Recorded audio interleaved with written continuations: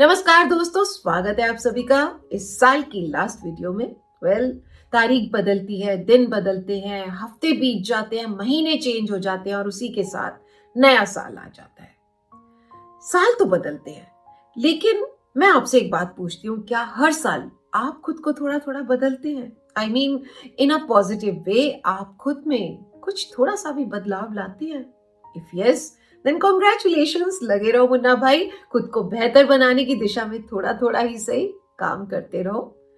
अपने 2022 के बारे में क्या कहूँ, इसकी शुरुआत मेरे लिए थोड़ी पेनफुल रही। माँ को खोने का दर्द जो है वो कभी भी कम नहीं होता, लेकिन कहीं ना कहीं आपको स्ट्रांग भी बनाता है। और इसके साथ ही मैं कुछ चीजों को लेट गो करना भी सीखी हूँ। किसी ने मेरे साथ कुछ गलत कर दिया, उसे माफ किया, आगे बढ़ गई। कहीं कुछ खुद ने गलत कर दिया तो थोड़ा झुकना सीखा। लेकिन अगर मैं सही हूं और कहीं मुझे गलत समझा जा रहा है तो थोड़ा इंट्रोस्पेक्ट किया और फिर वही किया जिससे मुझे खुशी मिली।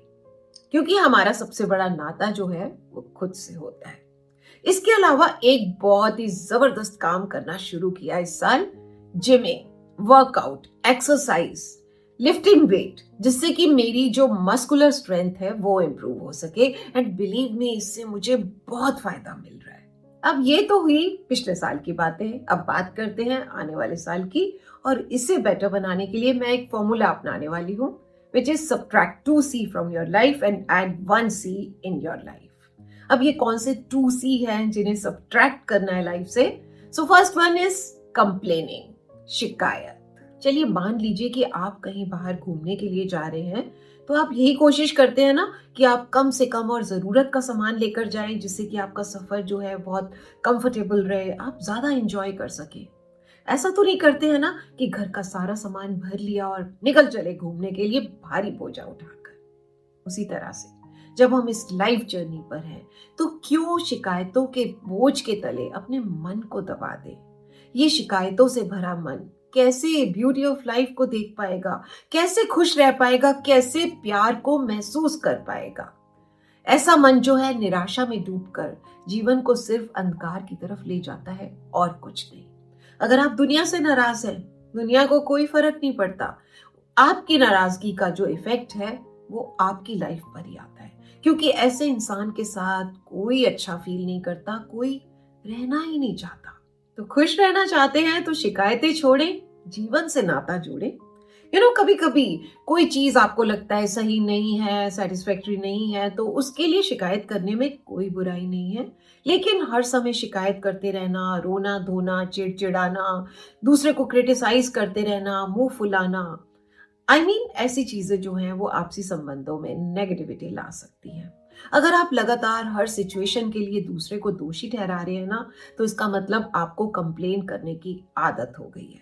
तो आज अभी से इस आदत को, सी फॉर कंप्लेनिंग को, अपनी लाइफ से एलिमिनेट करने की कोशिश करना शुरू कर दे।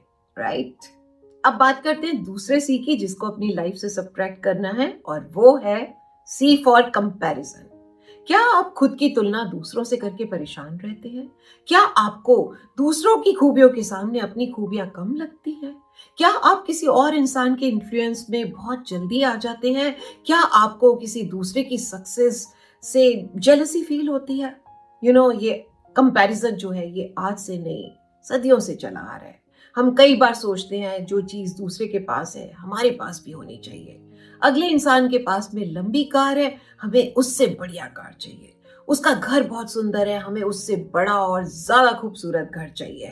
वो बंदा लंदन घूमने गया है, अब हम अमेरिका जाएंगे। यार, कंपैरिजन करना है तो कुछ ऐसा करें ना जो आपको इंस्पायर करे।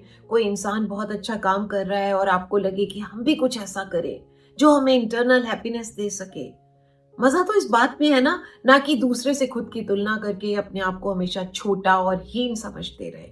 वो कहावत तो सुनी होगी ना, अपने दुख से दुखी ना होना, दूसरों के सुख से दुखी होना। लेकिन कभी आपने सोचा है जो कुछ आपके पास है बहुतों के पास वो भी नहीं है? तो बस इस आदत से पीछा छुड़ाने के लिए अपने बेस्ट फ्रेंड बन जाएं, क्योंकि आपका आपसे बेटर फ्रेंड कोई हो ही नहीं सकता। क्योंकि आप जानते हैं आपके लिए क्या सही है, क्या गलत है। अपनी तुलना आप खुद से करेंगे ना तो कभी निराश नहीं होंगे, बल्कि आपको इंस्पिरेशन मिलेगी कुछ बेटर करने की।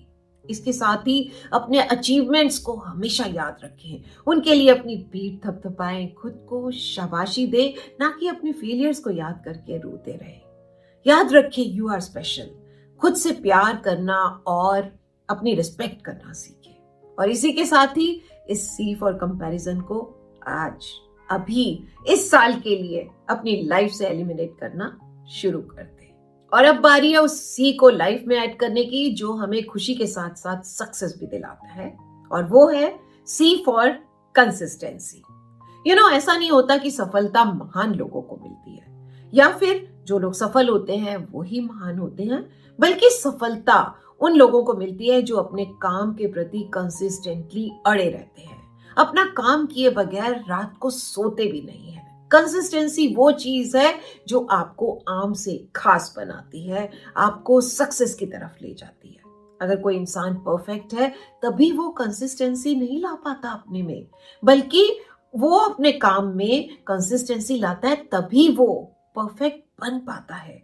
आप मोटिवेटेड होकर कोई काम करना शुरू तो कर सकते हैं, लेकिन उस काम के प्रति आपकी कंसिस्टेंसी ही आपको जीवन में आगे ले जाती है। तो अगर जिंदगी में कामयाब होना चाहते हैं तो अपने काम के प्रति कंसिस्टेंसी बनाए रखें, और उसे बनाए रखने के लिए 3 रूल आपके सामने लेकर आ रही हूँ। रूल नंबर 1, आपका गोल जो है वो रियल होना चाहिए। कई बार लोग बहुत ज्यादा मोटिवेटेड होकर अनरियलिस्टिक गोल्स बना लेते हैं, फिर उनके प्रति कंसिस्टेंट नहीं रह पाते, फेल हो जाते हैं। फॉर एग्जाम्पल, आप अपनी बॉडी को फिट रखने के लिए एक्सरसाइज का गोल बनाते हैं तो एकदम से पूरे साल का या पूरी लाइफ का गोल ना बनाएं, बल्कि 1 हफ्ता 7 डेज का गोल सेट करें। इसके साथ ही रोजाना 2 घंटे एक्सरसाइज करने की ना ठान ले, बल्कि शुरुआत करें आधे घंटे से, 7 दिन आधा घंटा। अब ये जो आपका गोल है ये रियलिस्टिक भी है, इसे आप पूरा भी कर पाएंगे, आपको खुशी भी मिलेगी और इसके साथ साथ आपके इस काम में कंसिस्टेंसी भी आने लगेगी। रूल नंबर 2, मोटिवेटेड रहने के लिए एक्शन ले। कई बार लोग सोचते हैं कि पहले मोटिवेटेड हो जाएं, उसके बाद ही कोई काम शुरू करेंगे, और इस सोच की वजह से बहुत सी मोटिवेशन की वीडियोस भी देखते हैं लेकिन एक्शन नहीं लेते। आप जानते हैं ऐसा क्यों होता है? क्योंकि हम गलत सोचते हैं। हमें लगता है कि पहले हम मोटिवेटेड हो जाएं, उसके बाद ही हम कोई काम कर पाएंगे, जबकि सच ये है कि जब हम काम करते हैं तभी हम मोटिवेटेड हो पाते हैं। समझे ना?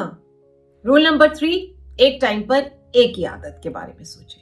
मोस्टली लोग एक ही टाइम पर बहुत सी अच्छी आदतों को अपनाने और बुरी आदतों को छोड़ने की कोशिश करते हैं, और रिजल्ट होता है 0। ना ही अच्छी आदतों को अपना पाते हैं, ना ही बुरी आदतों को छोड़ पाते हैं, और निराश हो जाते हैं। लेकिन आपको ऐसा नहीं करना है। आप एक टाइम पर अपनी एक ही अच्छी आदत जिसे अपनाना चाहते हैं उसके बारे में सोचें, बाकी अच्छी बुरी सबको एक साइड में कर दें। अब उस अच्छी आदत को जिसे आप अपनाना चाहते हैं उस पर डेली 1-2 घंटे काम करना शुरू करें।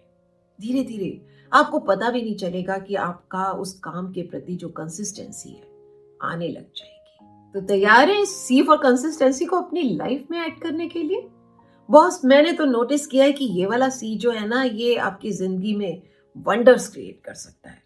तो अभी से शुरू हो जाए इस पर काम करना, और जब आप इस पूरे फॉर्मूले को अपनी जिंदगी में अपना लें और आपको अच्छे रिजल्ट्स आने लग जाए ना, तो मेरे साथ भी शेयर करें ना अपने रिजल्ट्स। अच्छा लगेगा मुझे सुनकर। Bye bye. मिलते हैं ब्रेक के बाद नए साल में कुछ नई खट्टी मीठी प्यारी प्यारी बातों के साथ। तब तक हंसते रहें, मुस्कुराते रहें, गुनगुनाते रहें। ईश्वर करे आने वाला साल आप सभी के लिए ढेर सारी खुशियां लेकर आए। प्लीज चैनल को भी सब्सक्राइब करें ना अगर अभी तक नहीं किया है। लाइक, कमेंट एंड शेयर करें और अपना बहुत सारा ध्यान रखें। Love you all.